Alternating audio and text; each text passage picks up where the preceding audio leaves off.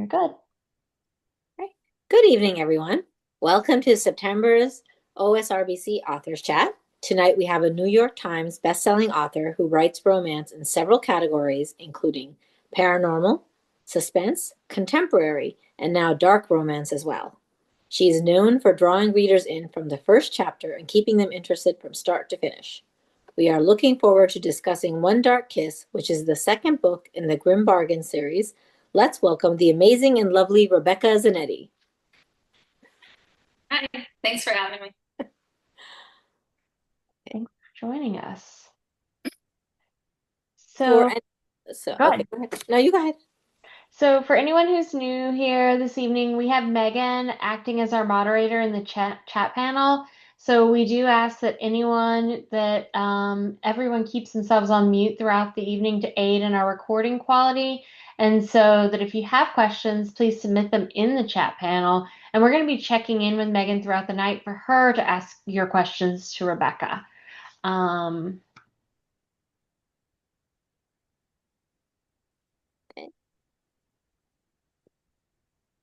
So we can get things started. We always like to kick things off with some icebreaker questions. These are just some fun things to warm up with as people are still joining and getting settled before we start talking about One Dark Kiss. With that, I'll hand it over to Donna for the first question. All right. So if you had to pick your favorite main character from any romance series to be your book boyfriend or girlfriend, who would you choose? Probably whoever I'm writing about right this second. And right now I'm writing about Aidan Devlin in the Anna Albertini files. So it would be riding on his motorcycle around the lake, is my guess. We asked all our visiting authors after the topic came up in one of our first guest chats, do you have a chocolate drawer? I do not have a chocolate drawer, but my husband has a stash down in his den, and he's actually has those old-fashioned candy deals where you have to put a quarter in, except I figured out how to jimmy open the top, and so I can just grab the M&Ms when he's not looking. So every once in a while they get low, and so I fill them up because I'm usually the one eating them. So Tony has a stash, and I know how to get into it. That's so amazing. If you could have a meal with any author from the past, who would you pick? J.D. Salinger. I would love to get into J.D. Salinger's brain, figure out how all of that came together. I don't know if you've read him, but I love the Raise High the Ruffian's Carpenter. It's just one of the best short stories I've ever read. So I would just love to get into his head. That'd be fun. If you were a shapeshifter, what would be your animal form? A hummingbird. I want to say something majestic like a panther or an eagle, but I think I'd be a hummingbird. I'd be looking for that sugar everywhere and just kind of flit from, flower to flower and a little, sugar water to sugar water. So I think I could probably, a lot of people wouldn't see me coming, so I could probably see a lot of stuff going on, but I'd be a hummingbird. I know yeah, that's true. That is a new one, and I love it. Thanks. So, if you had to be trapped in a house with 5 other authors, a hostage writer's retreat of sorts, who would you want to be trapped with? Lexi Blake, J.T. Geisinger, Kristen Ashley, Donna Grant, and Boone Brooks. I think that's a good group of smart women with senses of humor, and I think we could survive anything. Definitely with Lexi, I think. Oh yeah, yeah. She'd keep the laughs coming if nothing else. Yeah, definitely. Do you remember the first romance novel you read, or the one that got you hooked onto romance? I don't remember the name of it, but I snuck into my mom's bag of books from the grocery store, and I read my first Nora Roberts romance, and it was of a cowboy, and they were out in the middle of the woods. And I didn't know people kissed in books. I had no idea. I was probably a little too young to be reading it, but oh my goodness, I was hooked from that day on. And I have no idea what book it was. It was so long ago. But yeah, before that, I just thought people, all they did in books was solve mysteries. And then I found out there's kissing. And I was very happy. So, in the spirit of dark romance, have you discovered a favorite way to unalive or disappear a character that needs to go bye-bye from your stories? I think a good disembowelment will really take care of somebody. I find that that's very effective and it, sends a statement. So I think for the purposes of the books, I think that's the best way to do it. In more of a thriller, take somebody hiking. A lot of people don't make it back from those mountainous treks, but a good disembowelment will do it every time. Okay, it's time to transition to what everyone came here to talk about, One Dark Kiss. We are going to be fully transparent here. A lot of our group's questions center around the world building that you did, not only in this book, but the Grim Bargain series as a whole. So we hope you're up for digging deep into this with us because you have us hooked and fascinated. You bet. Let's go. Okay, Rebecca, there are so many layers happening in the world of One Dark Kiss, but let's start with talking about the fairy tale retelling element first. Where did the idea come from to have this series be fairy tale retellings? It just made sense with the idea of pivoting to dark romance on what can make that a little more lighthearted and a little more fun and yet go a little darker. And to be honest, I've always been very bothered by Beauty and the Beast when at the end of the Disney movie, he turned back into the prince and he didn't stay the beast. That bothered me even back when it came out. And so I thought it'd be fun to keep the beast the beast. And so giving this a fairy tale aspect just kind of created a big dark romance with heroes involved in the mafia, I thought. And it also allowed me to add a little bit of magic realism to it, because the magic is kind of what takes your imagination to the next level and just I don't know, it's more fun for me. So now to move on, can you tell us about making Rosalie's tenants, aka Snow White's dwarves, basically your own undercover mini kill force? And did you see each of them as having direct parallels to Doc, Grumpy, Happy, Sleepy, Bashful, Sneezy, and Dopey? The only one that really had a connection to the original dwarfs would be Doc, because obviously there's a doctor involved and they need a doctor. The rest of them I just kind of made up what I thought would be fun and skills that they needed to each have a different skill set that could be used in any type of world, especially to protect Rosalie. So I like that she doesn't really know who they are. I don't think that's a spoiler. And so the reader does, but I don't know that Rosalie ever completely 100% sees them as anything other than her 7 adorable, sweet boarders who she has to remind to take their heart medicine and, go to get new shoes and that kind of thing. So I thought that it was just fun to do. And their skill sets were a nice surprise even for me as I learned more about them. So we caught the poison apple references, but were there any other less obvious Snow White references in the story that a reader might have missed? There's a lot of mirrors. There's definitely, yeah, there's a lot of mirrors. And an apple, and then she looks like the original Snow White, and of course the 7 borders. The huntsman was a little rough in this one. He's a little tougher than I think most huntsmen. But yeah, there were, I think there was silver. We used silver a little bit too, letter opener and a lot of glass. So I think there's probably a couple Easter eggs in there I'm not going to give away, but people will catch them. We are fascinated by Ella's character, and it seems like you are building a Cinderella storyline for her. Can we anticipate seeing her story next in the series? Yes, it's called One Shattered Crown. It's already at my editor. It's on their desk. It's off of mine, so it's already written. So yes, it is Ella's story. We have to ask, do you have a favorite fairy tale?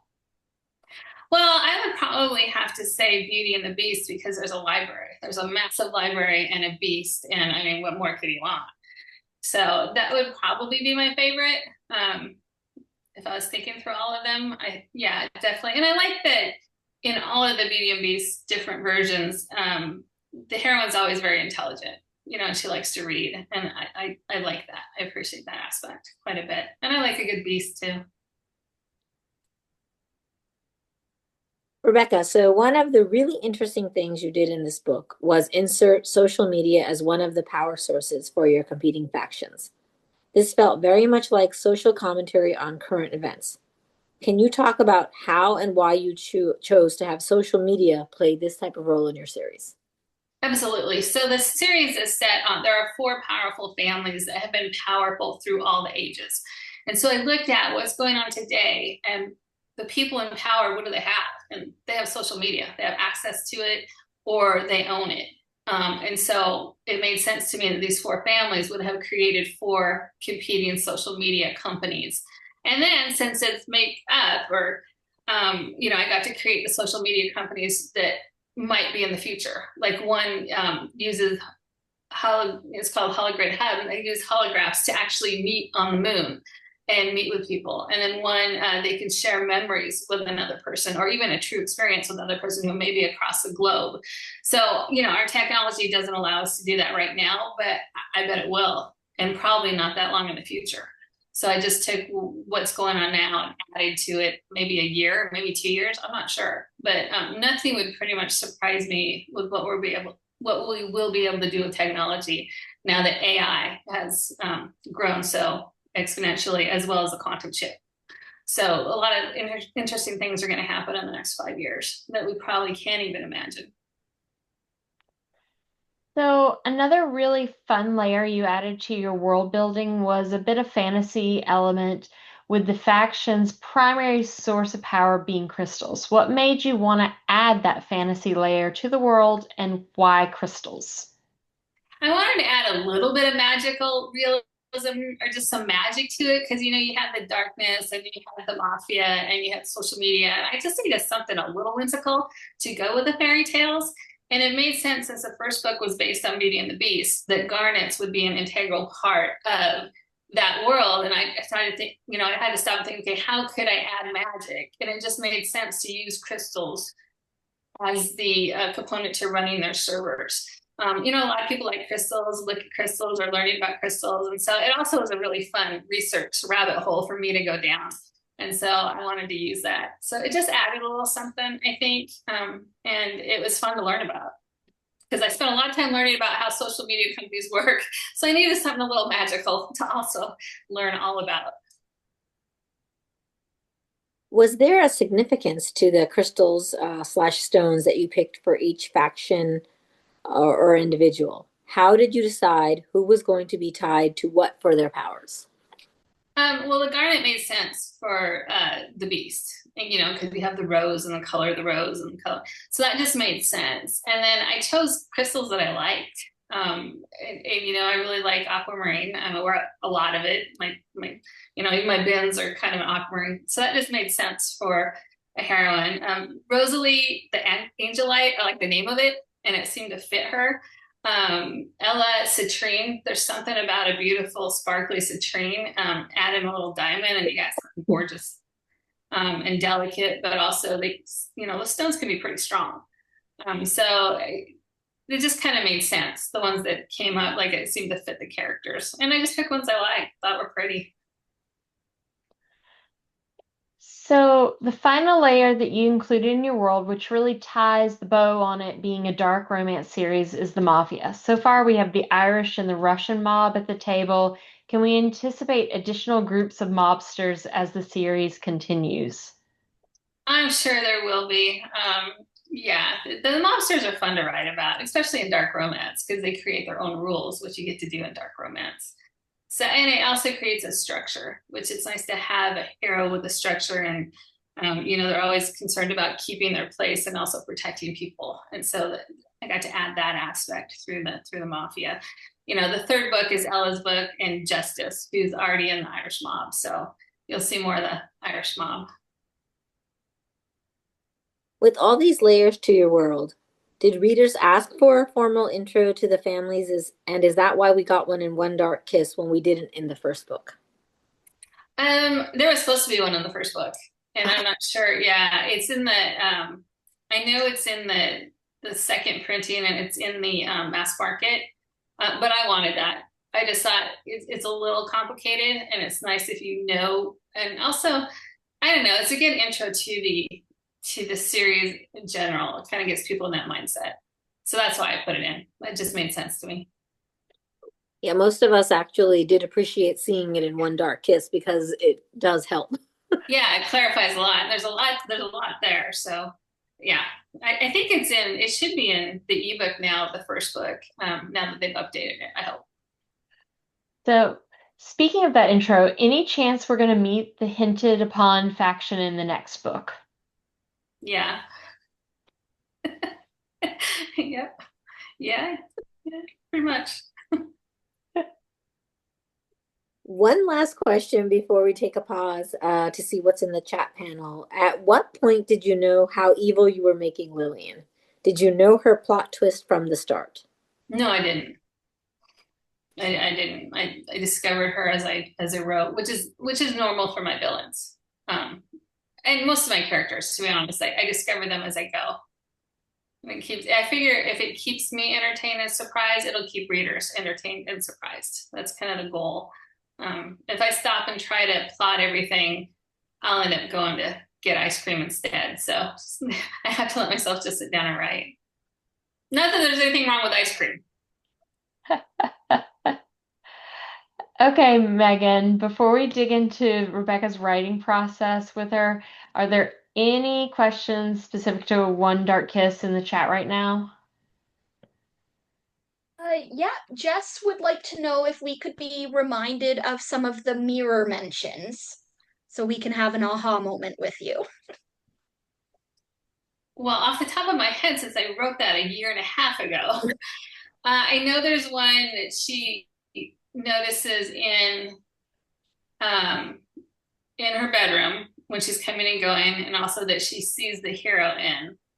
And then I believe there's one on her desk. There are different mirrors slash items, and there's also one in the villain's house, if I remember correctly, that has some significance. And then I'm not sure what this is referencing, but Madison wants to know why Argyle. So I have a strong dislike for the Argyle pattern. You know, the XXX, you know, you see it in Argyle sweaters, you see it in windows. I don't know why. I just really dislike it, and it comes out of my writing sometimes. And there is a theory that if you have this, it's not a phobia, but this strong dislike for something, that it relates to something that you saw or happened to you before you could speak when you were young. And so we've tried to trace it back, and the most my mom can think of is I had a lot of ear problems, and you know, tonsil problems when I was a baby, and they had to leave me in the hospital one time. And I guess the crib had those X's, you know, with a bumper, and they had to actually leave me back then. You didn't have a lot of rights. That's the only thing we can trace it back to. But I dislike that enough that I'll have dogs attack it in certain books, and I just dislike it. The first house that we bought had those windows, and we changed them within a month of moving in, and it doesn't make any sense. And I just don't like it. So you'll never catch me in an Argyle sweater ever. But that's the best I got. It's just, I don't know. It's just, you know, a lot of people don't like the color orange. I love the color orange, but don't give me an Argyle sweater, please. Fair enough. It's weird, but it's okay. That's it for now, but we will be checking in a couple more times. So if you guys think about anything while we're chatting, feel free to pop it in the chat. Okay. So, Rebecca, we started hinting at this with our Lillian question, but are you a plotter or a pantser in general when you're building out your series and world? I'm a pantser. I've tried to outline, and you know, I'll get to the second paragraph and I'll want to go write that scene real quick, and so I'll never go back to the outline. In my contracts, how advances work, you get, so say you have an advance, and I like to break them into 3 payments. Sometimes a publisher will want to break them into 4 or 5 payments, but The payments are usually on signing. So when you sign the contract, you get a portion of each book. When you turn in the outline, and then when you turn in the book. And so I don't outline. So I had all my contracts changed to first 50 pages. So that kind of saved me so I could get paid. So I'm definitely a pantser, and I am often surprised. And I know your subconscious works a lot on what you're doing. And if I ever really get stuck somewhere and I just can't write, I'll go work out or go for a walk or do something and let my subconscious work on it. And the ideal or the answer will come. So definitely a pantser. I do really respect people who outline, though, and who know where they're going and have that. I imagine they're more settled. You know, there's not this unsettled feeling as you write, going, I have no idea where this is going. Let's find out. But I'm just not one of those people. Do you have a method or way that you go about deciding the order of your couples when writing your series? We're curious because you have a history of writing longer series. I usually have 3 characters in mind, book 1, book 2, book 3, and there's always a new character shows up in that first book who will also need a book. And with my editor, who recently retired, she would call me instantly and say, well, Bear needs a book. We're going to go add to the contract. I'll call your agent. And so I usually have an idea. I have switched before. There's a series I have called Knife's Edge Alaska, and I kept trying to write the 3rd book as the first book, and it just wasn't working because I kept thinking about the hero for book 2 and what I was going to do. I was like, I better write him first. So Brock became book 1 just because I kept thinking of his story, and so every once in a while I do switch things around that way. Other than that, we'll just see who shows up. So, speaking of longer series, how do you keep track of all the details in your world when you're writing longer series so that you're able to maintain continuity? I try to keep a notebook with names and usually eye color, though I do goof that up once in a while. I'm terrible at timelines. Even if I try really, really hard, I still somehow goof a timeline up, and I don't know how, even with diagrams and maps. And then you can always fix it. Like I have one series where I think one of the heroes has blue eyes in book 1, kind of silver eyes in book 2, and then bluish silver eyes in book 3. So it works out. But I have tried, as I've started writing more and more series, to keep a nice notebook, kind of like this one right here. So this is the Anne Albertini files, and so this is the notebook, and it has everything from maps of the city to characters, and sometimes I take page proofs, which are the last edits you get. That's when it's been typeset in. They send you page proofs, which is what the pages actually look like. And I'll just print those out and stick them in there if it has a good description of somebody. The key is going back to look at it. So you write across a wide variety of subgenres. Do you have to be in a different frame of mind to be able to write in each, or are you able to easily go in between them with minimal transition? I'm usually really happy to leave whatever genre I've just been in and go into a different one. And music really helps me. I have playlists for each series and usually each book. And usually when I listen to those songs, I'm brought back into that world. I know authors who use candles, like certain scents. And so they'll light a certain candle, but for me, it's music. And I'm usually like, after I've written something dark, I'm usually ready to jump into something a little more lighthearted and vice versa. Was it a challenge writing a full-on dark romance, and what was the hardest part of writing in this subgenre? Yeah, it was a challenge. I think I've been pretty dark before, to be honest, but I think this was darker. And the hardest part was writing in first person present tense, because I usually write in third person past tense, and that is really hard, to get it right. And I still caught stuff in copy edits. And then to jump back into writing third person, present past tense, it gets confusing. Like, wait, what am I doing? What am I writing? Wait, how, and you kind of get confused. So that actually was the hardest part. Also with the dark romance, I knew how far I didn't want to go, but I wasn't sure how far I would go. Um, I think, and I have read reviews that this is dark for me. I didn't think it was all that dark.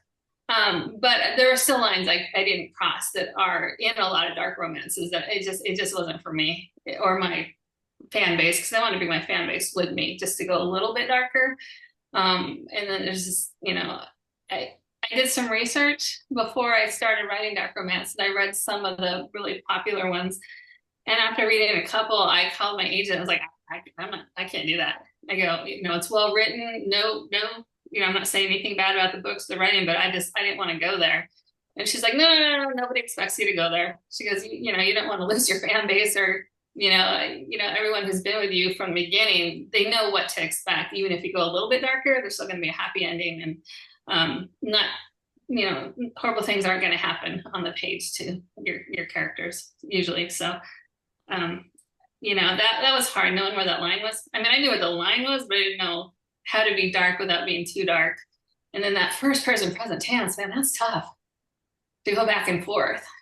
I mean, it's fun, but it was a challenge. But hopping into the next book, which is different, it took me a few chapters to go, okay, no, wait a minute, which word is this? That's a good point. As a reader, sometimes it's jarring when you flip back and forth between books that are in different points of view, especially that first time. But like to actually have to go between writing those things to think about do that, that would be really hard. It is. And then case you have to stop and think, wait a minute, how would she think this in present tense? Because it is. I mean, it's definitely an adjustment. So, and I'm sure I goof it up, but we usually catch the mistakes and copy edits. So, Rebecca, I've heard you talk about researching before, so I know that you have interesting ways to do it. But we would like to know, what is the furthest you have gone for researching a book? Probably letting my sister lock me in the trunk. Yeah, I was writing a scene where Heron was locked in a trunk of an old car, and my husband collects cars, and he had an old car. And so I called him at work. I was like, will you come home and drive around with me in the trunk of your car? And he said, no. I mean, just flat out no. And so I called Debbie, my sister, and she's like, sure, I'll be right there. And so that was, letting her actually put me in that trunk. And I couldn't get out. It was an old car where you couldn't kick your way out. And so that was probably the furthest. I have gone in silver mines, and you don't understand true darkness till you've been in a mine. I've done that. And then, anything else, I may try. So once in a while, I did ask Funny once, can you pick me up, swing me around, and do, this? He's like, I did last week. Okay, big talker.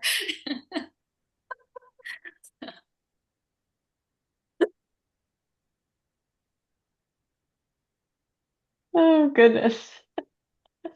So you've written both trad published and indie. What do you like about each, and do you have a preference? I like them both. What I like about traditional, I like the money up front. There's nothing, it's nice to get money before you write. I like that somebody else worries about everything from the marketing to the covers to if something goes wrong, they handle it. I don't have to worry about any of that. I like it a lot. I've also been with Kensington since the beginning, and I do have series with other publishers, and those are great. I've had good experiences. But I've also been with Kensington, and I grew up there as a writer, and the people who when I started, they were starting, they're still there. So it's we all kind of grew together, which is a lot of fun. For indie publishing, I like getting paid every month, which you don't have a regular paycheck with traditional. It's royalties are twice a year or quarterly, and then you're not sure when the advances land. So it's nice to have some security financially that way. I like that I don't have to write a book a year in advance. I can write it quickly, get it out quickly. And I like that I can make a change myself in a minute, if I want to change something or want to add some back matter, and I don't have to go through anybody else to do that. So I'm not one of those people who loves doing covers because it's not a skill of mine. So my designers usually, I give them an idea and they do something totally different and they're right. And so, I don't love that aspect of it because it's not a talent of mine. Marketing's not my favorite. I don't know. I'm not good at it. So I just do what I can. I really like having somebody else do the marketing. But both are pretty good paths to take. If I had to choose one, I'd probably go traditional, just because there's less for me to worry about. But I really like going both. I like having series publish both of it. You know, put your eggs in different baskets, and I enjoy both. So. Rebecca, your backlist is quite extensive. Where do you normally recommend new readers to start if they want to pick up one of your books? Well, I always ask what they like to read. I mean, if they like paranormal, tell them if they want to start at the beginning with Faded. If they like thrillers, Laurel Snell. If they like dark, One Cursed Rose. If they like romantic suspense, probably Hidden with a Deep Ops. And if they want something funny, Anna Albertini series. So I always have to ask that question: what do you like to write? I thought I heard a dog, but we don't have a dog. So. Did Roscoe sneak into your house, Rebecca? Probably, yeah, he would, but he'd be in the liquor cabinet. He wouldn't be up here. That's why I was telling everyone they should read the Deep Op series to meet Roscoe. Roscoe, he's fun. Yeah, we're turning back to that series soon, so there'll be new books in that series. So, what have you read lately that you think should be on everybody's TBR if they haven't read it already? I don't think I've read anything. I'm way behind. I'm way behind on Lexi Blake. I'm way behind on JD Robb. I loved Pen Pal. If anyone, I love Pen Pal. I think I've read it like 3 times, even though I know it happens, by J.T. Geisinger. I listened to The Housemaid when I drove to Canada for the signing, and I enjoyed that. Frankly, I haven't done a lot of audiobooks, and so I really enjoyed trying an audiobook and listening as I drove. So I liked it. I haven't read the next one yet, but I've been busy writing, so I probably will. And I saw that Christine Feehan has a new Torpedo Ink book coming out next year, so I bookmarked that because I'm not missing it. And then I haven't seen what Chris and Ashley's up to lately, so I should probably jump in there and see what's going on there. The River Rain series had another book came out. Okay, yeah, that's probably. I need to get a little. I plan to read in December a lot. Usually I take December off, or I try to, so I get a lot of reading done, hopefully. So you have been making some really fun videos on TikTok lately. Are you enjoying getting to show your personality on social media? Yeah, I fought TikTok for so long, and then when we started this dark romance, part of it was to hit the TikTok crowd. And so I met with like a TikTok coach, Madison Knows Best, and she's like, you got to find something that you enjoy. She goes, you're not going to do it unless you have something that's fun. And so I started to think, what do I have fun with? And I started with those videos that were actually true, of like a mom coming up to me at a game, or actually it was a school, going, the mom who writes porn. And I made a video out of it. I'm like, okay, that was kind of fun. So then I kept doing, and the mom ones are all real. Those all happen. The editor ones I make up mostly. I do have one that's totally true that I haven't posted yet. It's about my editor retiring and going to live her best life. And she really is. She's living in New England, and she's growing flowers, and she's decorating at weddings and stuff. And it looks like she's just absolutely loving her life. So there's a video coming about that. But most of them are made up. And I was thinking about adding agent videos, but doing like not my real agent, but an agent like with a martini glass in her hand in a bar and a cigarette, like those agents you read about, which is totally not my agent. But I think I may add that next. And then I also have an author signing series that with different authors talking to each other that I still have to film some, and I think it's pretty funny. So I'll probably add that too. So I've ended up having tons of fun, but it does take away from writing a little bit. So there's got to be a balance.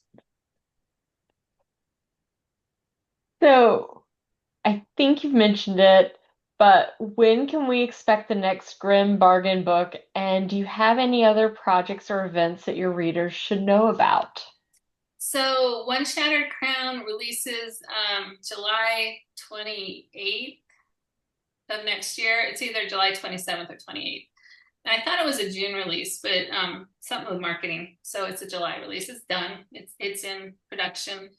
I just released Thaw of Spring, which is the second Knife's Edge Alaska, and that did really well. So we're gonna have 2 more of those next year. Oh, and You Can Scream releases in December, which is the next Laurel Smill thriller. And these are really fun thrillers. And you don't have to have read the other ones. They're kind of standalones. They do have a love interest throughout. But I'm excited for that one to release. We've been doing some there's giveaways on Goodreads. They're like giving away 100 copies. So yeah, I know, that's a lot. So jump on there. And they're print books. I don't know if they're the ARCs or the final books, but they're print. So get in there. I like the people I know to win once in a while.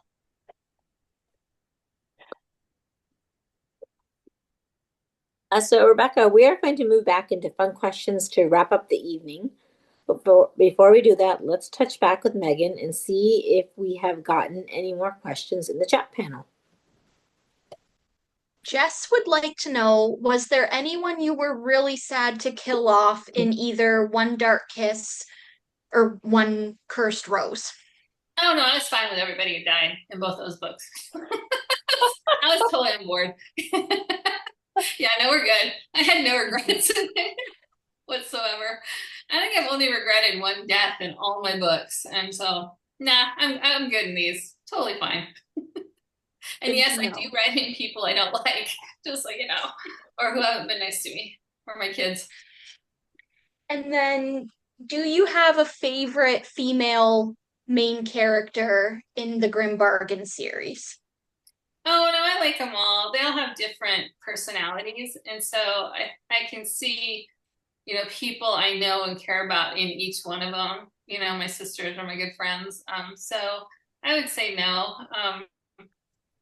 People ask me just like heroines overall, and usually I just like whoever I'm writing about. But I do have one named Cece, she's a demoness who likes to rob banks. And I go back to her a lot too, because I think that'd be really fun to rob banks, just, only the money of bad people to give good people. She's a little bit of a Robin Hood, and she's always in trouble. And I think she'd be a lot of fun. And she's a grandmother. Yeah, but she's still 25. Yeah, she is. She's a hoot. One thing real quick about Rosalie, she has something called misophonia, and a lot of people have never heard of it. And so I finally wrote about it because I have it. And so I was really excited to write about it. What it is it's an extreme reaction to certain sounds. And they're usually sniffing or chewing ice or something. And a lot of people don't know about it. And so they're doing a bunch of studies now, and there's institutions that are studying it, like the Misophonia Institute in California. And so anyway, it was really fun to finally get to talk about that, because I have gotten emails going, oh my gosh, I think my kid has this. I thought he was just a jerk. I'm like, no, he's not a jerk. He can't help it. Stop chewing ice like that. So it was nice to be able to, share that a little bit. So that's it, but we'll be checking in one last time before the night's over. So again, if you guys think of any questions while we're chatting, throw them in the chat box. Okay, so we're gonna wrap things up with like some fun questions. And these last questions are what we call rapid fire, and they're just what they sound like. Quick round robin style. Whatever pops in your head, Rebecca, just say it and we move on to the next one.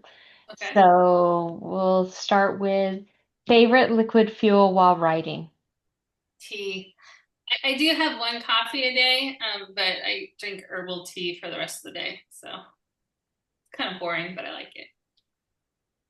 If you could only have one streaming service, which one would it be? Oh. That's so hard. Probably Amazon Prime, because I think I have most things on there anyway. Are you an early bird or a night owl? The older I get, the more I'm an early bird. When I was younger, I was a night owl. I still am up pretty late probably, but I wake up early too now. So I'm getting old. Paper, e, or audio? Um, paper. Best escape, winter mountain getaway or warm island hideaway? Winter Mountain Getaway. Tall, dark, mysterious stranger, or lovable cinnamon roll crush from next door? My husband's 6'5" and Italian, and he has a motorcycle. Speed reader or poring over every line? Speed reader. Okay, Megan, this is our final check-in. What questions do we have for Rebecca before we wrap up this evening? Donna, do you think, I think we don't have that many, so we could probably have people unmute if they wanted to ask. Oh yeah, we Yes. definitely. That's fine. I know Jess has one in the chat, and then we have the high heel question still too, if you want, Donna. Oh yeah, definitely. Yes. You can ask that one. Okay, Jess wants me to ask. That's fine. Have you gotten any reader reactions to this book or series that have surprised you, good or bad? Mm, I guess I have had a couple people say it was way too dark for them, who have been readers of mine in the past, and that surprised me a little bit because I don't think I went that much darker than I have been with the Dark Protectors. So that surprised me a little bit. I mean, I might see things differently since I wrote it versus reading it. And they're probably right. So that did surprise me a little bit because I didn't think it was all that dark. But I guess it could have been. So yeah, that surprised me a little bit. I didn't think it was that dark, and like I can be a bit of a wuss. Like I don't read a lot of dark romance, but I didn't think it was too crazy. So That's what I thought. and then get this one. Do you have a favorite pair or brand of high heels? They do, and they have red bottoms on them. I like to wear those at signings. There's not a lot. I live on a mountain, so there's not many places to wear them here, but I do like to wear those on site at signings. Having said that, I had the perfect pair. They're black with they're black cowboy boots with heels, and then they have this gorgeous like sparkle all around them. And I was gonna wear those to the signing in Montana, but I had to pull out of that because we had some family surgeries. So anyway, I have these boots that someday I have to wear somewhere. Christmas party. Just yeah, for my company and me. Yes. No, my husband they usually have one, but it's usually at a brewery or something. So I'd probably be a little overdressed. Say, sometimes you just have to make an event for yourself to wear something. Mhm. I think you're right. So I've always wondered this anyway, even though I've probably asked you so many questions before. Which, like, besides the king, of course, besides Dage, who is the character that everybody asks you the most to write like a little bit more about, like a short story or a little novella about? Talon from Dark Protectors, Jace from the Dark Protectors, Roscoe the dog from the Teapots, Aiden from Anne Albertini. Those are probably the main ones. And I do get a lot of requests for the dogs. Like my street team would love a holiday romance featuring the dog from the dog's perspective, and I would love to write that. I just have to find time. We want t-shirts of the dog too. Yeah, the logos are up. The logos are.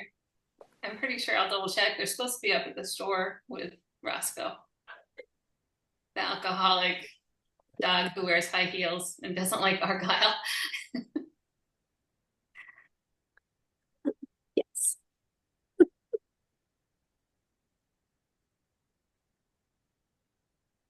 Okay, guys, I'm completely okay with you guys taking yourselves off mute and asking questions if you guys have questions.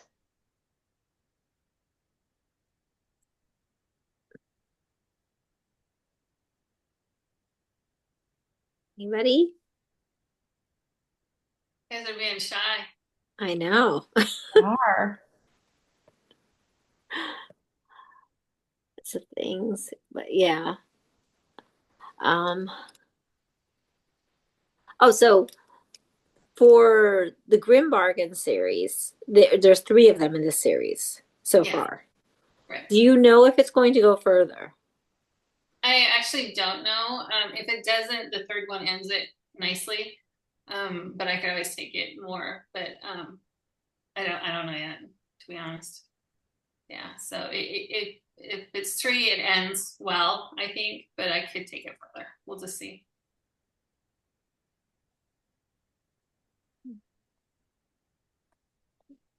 What about the Dark Protectors? Dark Protectors are never going to end.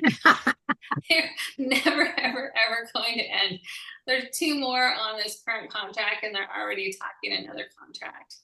So, yeah, somehow that world, you can make each book different still. You have different characters, different challenges, and at the point where it comes where they sound like, earlier books, then I'll end it. But so far, it's been something different each time. We've gone into different worlds, it seems like. So This is like the fourth or fifth arc of it, isn't it? For the Dark Protectors? Is it the fourth? Fourth. Yeah. Fourth. Yeah, we're on the fourth. If you count the Realm Enforcers as one of the arcs, which I do. Yes. Yeah. So this would be the fourth, and then we'll go into the fifth, which may still be this new generation. So you do know you're going to the fifth right now already. After I still owe 2 books on the fourth. So on the fourth, okay. So but there'll be the next one's Libby's, and then Hunter's. Okay, but we have the twins still. Yeah, so then I think there'll be maybe the same part of this arc or new arc, but yeah, then we'll move on to the twins and somebody else, because there'll be 3, and then maybe we'll pivot to dragons. I don't know. We'll see. I know. Dark Protectors is never going to end. I honestly thought that was a 3-book deal. And then I would move on from vampires and never look back. And instead, it's been with me forever. I think Madison asked about signings. Madison, what signings are you doing in 2026? Right now, I'm not doing any. Oh. I know. I may take a year off of traveling. So we'll see. If Kensington sends me on a book tour, I'll go. It's part of my contract. But if not, I may take the year off. Stay home and write. So it'll be the first time I haven't traveled since 2011, 2012. So I could use a year off. I'll still do online stuff, but I don't mind not flying anywhere for a while. Oh, and then one more for the Anna Albertini series. Are you going to do all of the cousins? Yes. Okay. So there are 6 Albertini cousins, and I think we have 3. So yeah, 3 more. Yeah, we'll definitely get those 3. And then Donna has a book. Anna has a couple more books for sure. So yeah. Is Clark going to have a book? Clark has a romance. I don't know that he'll have a full book. Both Clark and Pierce will have romances. I don't know they'll have 4 full books, because I just don't know I have enough there.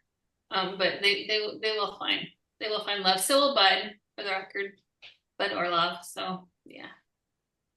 The Anna Albertini series is her contemporary series, and it's she's a lawyer and gets caught into mysteries, and has a hysterically funny Italian family who likes to get involved, especially her Nana. Yes, Nana's very involved, and I actually based the series on the town that my husband came from. It's a mining town, and it was settled by the Italians and the Irish. Everyone's name was Italian or Irish there. Zanetti fits right in. And so I thought that'd be a fun place. And so some of those anecdotes are actually true. And actually, Albertini is a family name, and I thought it was a distant family name. It's not that distant. It's, I think my mother-in-law's somebody. It's closer than I thought. Let's put it that way.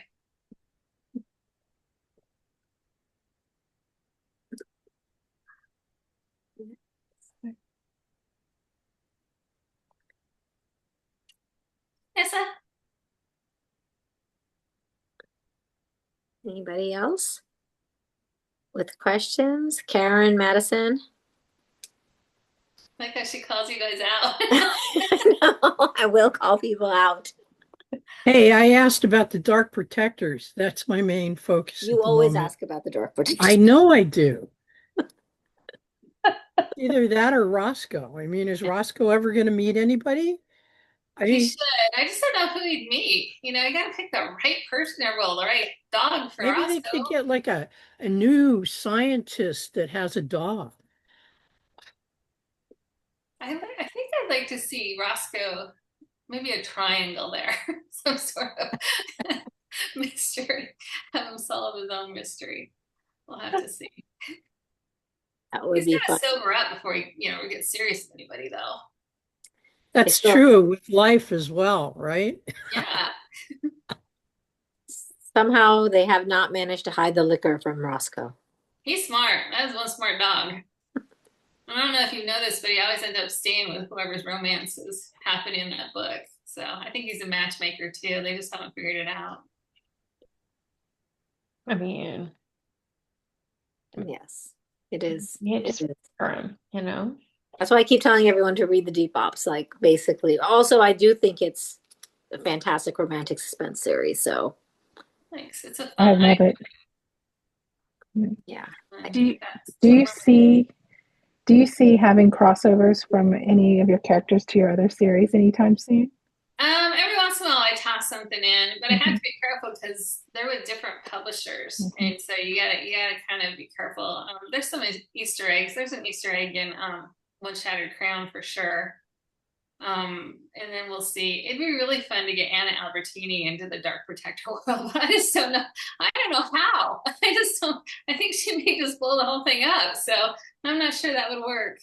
Well, Um, they're not logistically, they're not that far apart, right? oh yeah, same with Laurel Snow. She's in Washington. So Right. yeah, I think the Sin brothers were in Washington for a while. Maybe So, there could be like a summit.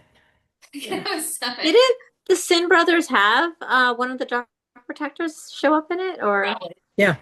I feel like there was at Yeah, one and point. Roscoe showed up. Roscoe showed up in one of the series too, where somebody was chasing him, and I can't remember which one it was. Immortals Honor.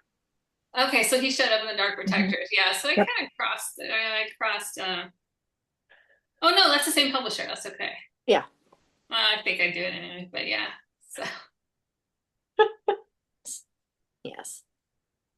But yeah, but Rebecca did a little short story once with Dage from Dark Protectors and from Lexi Blake, one of her funniest characters, Ian Taggart, and that's I think one of my favorite meetings because they're both hysterically funny. I love Ian. I just love Ian.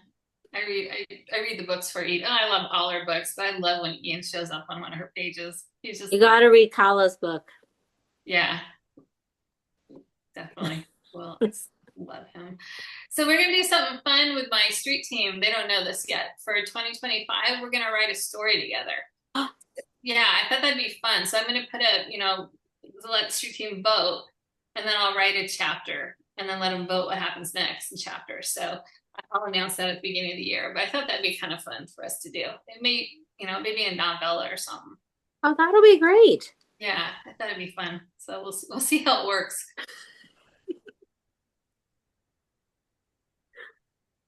It'll probably be more of interest than you taking a spin wheel and spinning the wheel. Probably. I love that spin wheel thing. You do that all day.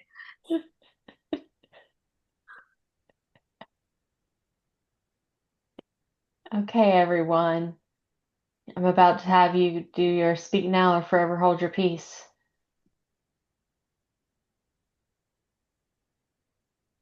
All right.